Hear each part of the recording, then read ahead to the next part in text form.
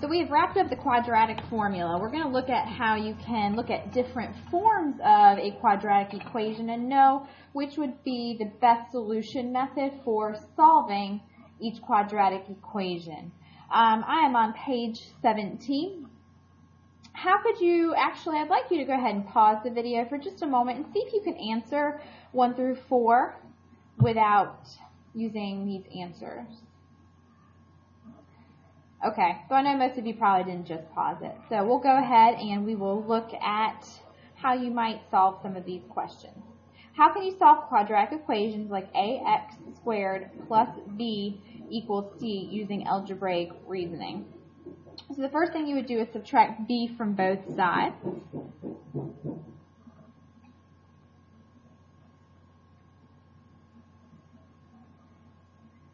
So that you have ax squared equals c minus b. Then divide by a.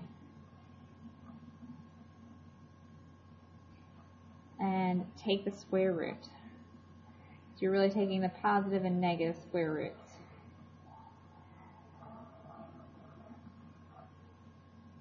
So you have the square root of c minus b all over a, and you'll have the positive and negative square root. For the second one, very similar idea, except we don't have a c term. So whenever we don't have a c term, but they both have an x in common, we can factor out an x.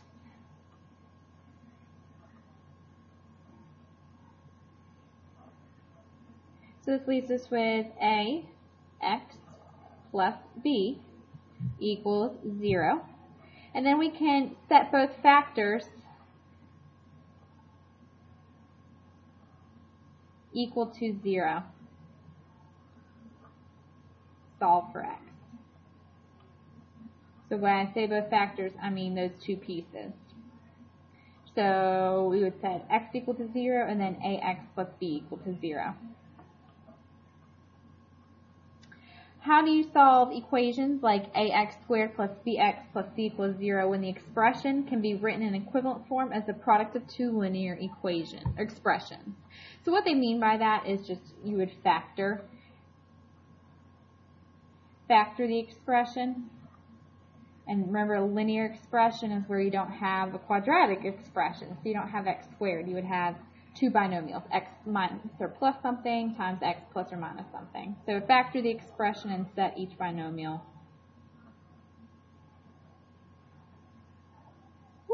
Binomial equal to 0. Just solve for x. And then, of course, you have the quadratic formula. So whenever, you can use the quadratic formula every single time, that's not going to matter. Sometimes it's a little bit more cumbersome probably than it needs to be, but you would definitely want to use it when the equation is not factorable, or if it has really large numbers and you just don't want to deal with it, you can always go to the quadratic formula as a solution set. The last question, how could you use a calculator to find solutions? Of an example like 3x squared plus 7x minus 12, you're going to graph the equation in y equals,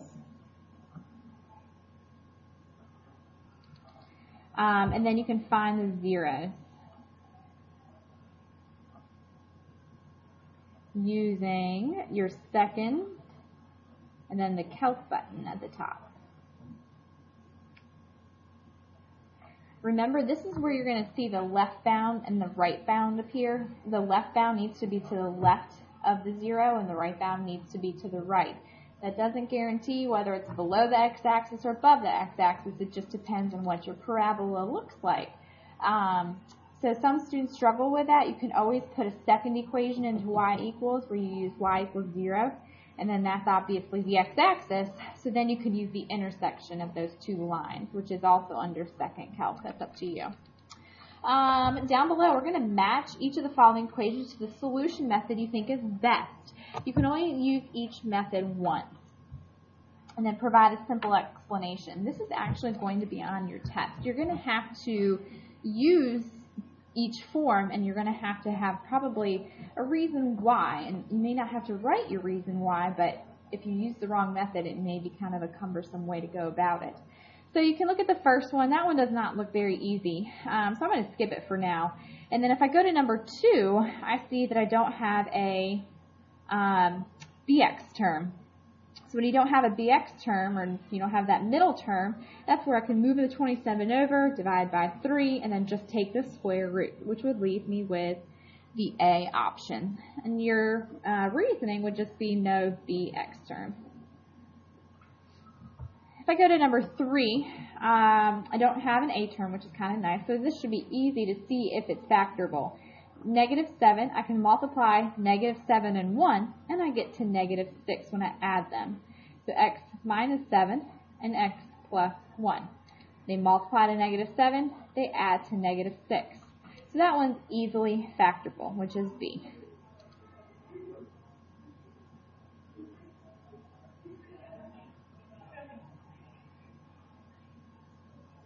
Alright, so for this one, I actually think I just made a mistake, because now I see, okay, well this one also is factorable. If I have 5 times 6, I get 30, but if it's -5 times -6, I still get 30, but then their sum is -11. So I'm not allowed to have a B option factoring twice. I'm actually going to say that this is B, because they're both easily factorable. But why would I say that one of these might be easier to complete the square? And it's actually going to be number 3. It's going to be completing the square for this one, simply because my B term is even. And that way when I divide by 2, I won't get a fraction, which is kind of nice. Over here, I could see if I could factor it, but with having an A term greater than 1, it just sometimes can make it a little bit more difficult. So I'm going to say that this is D, and I don't even think that it is factorable, because -8 times 2 is -16. There's nothing that's going to multiply that would multiply to -16 but add to -13. So just kind of keep that in mind, particularly whenever you have things like this. It's much easier to factor whenever you have a B term that's negative versus complete the square. The discriminant is something that you guys talked about quite a bit in Math 1, so this should simply be a review. But first, I want you to pause the video, and then I want you to use the quadratic formula to solve each of the following.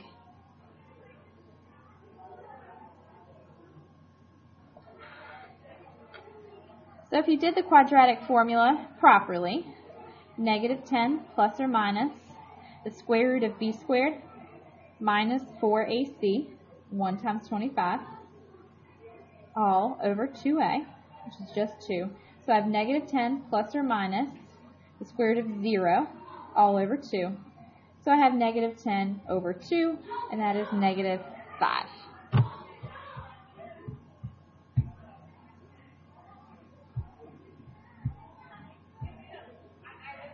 For the second one, you could actually go ahead and divide out a 2 from both sides. So that would be x squared minus 3x plus 5 equals 0. So then you have -b plus or minus the square root of b squared minus 4ac, all over 2 on my new a, 2. So that's 3 plus or minus the square root of -11, all over 2. And then the best simplified answer was 3 plus or minus I squared of 11 all over 2. Kind of messy. I had to squish it in there. For the next one, I can't simplify it at all, so it's going to be 4 plus or minus the square root of b squared minus 4ac all over 2a, so 2 times 3 is 6. That's 4 plus or minus the square root of 76 over 6. Which is 4 plus or minus. 76 is 4 times 19, because 4 times 20 is 80, so 19. So I can pull a 2 out, because the square root of 4 is 2, so 2 square root of 19, all over 6. And one more thing I can simplify, they're all divisible by 2. So 2 plus or minus the square root of 19 all over 3. And there is a point to all this. We will get there. We will get there. And then the last one is b plus or minus the square root of 64 minus 4 times 15 times 1, which we don't need to write, all over 2. Is 8 plus or minus 4 times 15 is 60, which is the square root of 4, all over 2, which is 8 plus or minus 2 all over 2, which gives us 2 rational answers. X is 5, because when I add 2 I get 10. 10 divided by 2 is 5. And then 8 minus 2 is 6. 6 divided by 2 is 3. Alright, so we have all different types of problems here. So what part of the quadratic calculation shows whether there be 2, 1, or 0 real number solutions? How is the information revealed by the calculation? So I had one solution here when this one was 0. I had 2 solutions in all 3 of these options. So then whenever we talk about 0 real number solutions, though, this one when you have 0 real number solutions. So it's all about the discriminant. It's all about what's underneath the radical. The discriminant is actually going to be b squared minus 4ac. You're not, if I ask you for the value of the discriminant, you don't take the square root. You just give me the value of b squared minus 4ac. So we had 2 real number solutions when it was positive. You could even break it off from there. It's going to be 2 rational numbers when you have a perfect square, and then irrational when you don't have a perfect square, like the square root of 76. It was going to be 1 real number solution when negative. When 0. I am reading all backwards.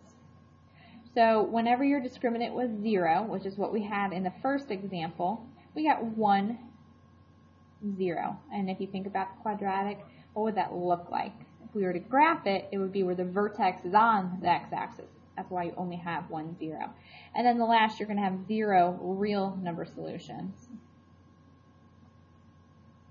when it is negative. What part of the quadratic formula calculation shows whether solutions will be rational or irrational numbers? So how is that revealed? So again, it's all about the discriminant, and it's going to be positive, perfect square, like we had in the last example. When it's a positive perfect square, you're going to have rational solutions because you are pulling everything out of the radical. And then if it's a positive, not a perfect square, you're still going to get 2 solutions, but you're going to get irrational solutions.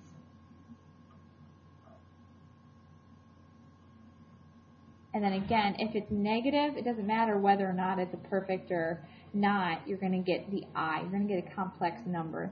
And you'll still have 2 solutions because you have the positive and negative values.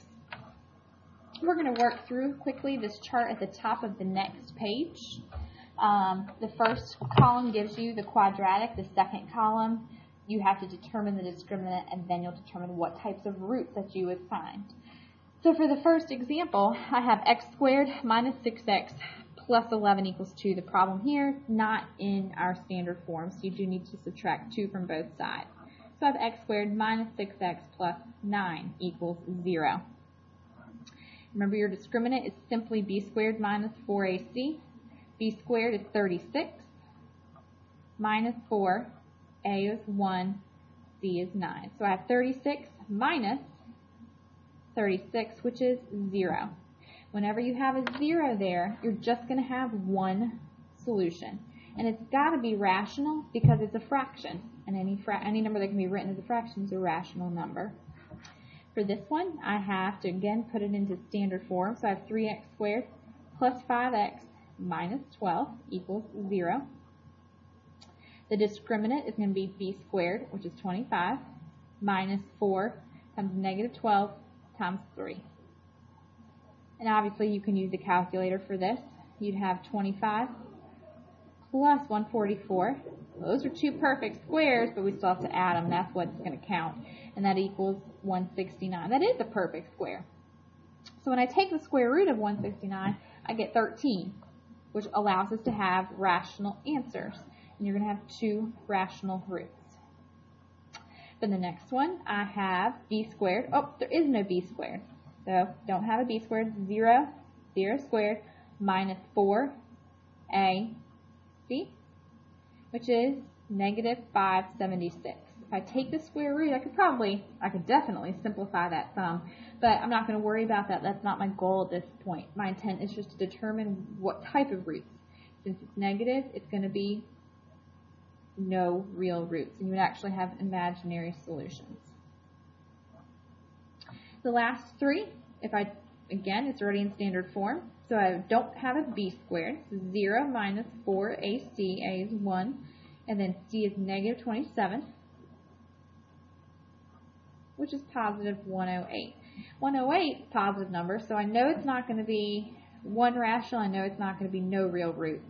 The square root of 108, it can be simplified for sure because there's a 9 in there and there's a 4 in there that are perfect squares, but it's not a perfect square itself. So you will get two roots, but they're going to be irrational. Last but not least, so I have b squared minus 4, a and c are both 1, so I have negative 3. My discriminant value is negative 3, and I have no real roots. b squared minus 4ac, going to be 16 plus 4, which is 20. 20 is positive, but it's going to be irrational.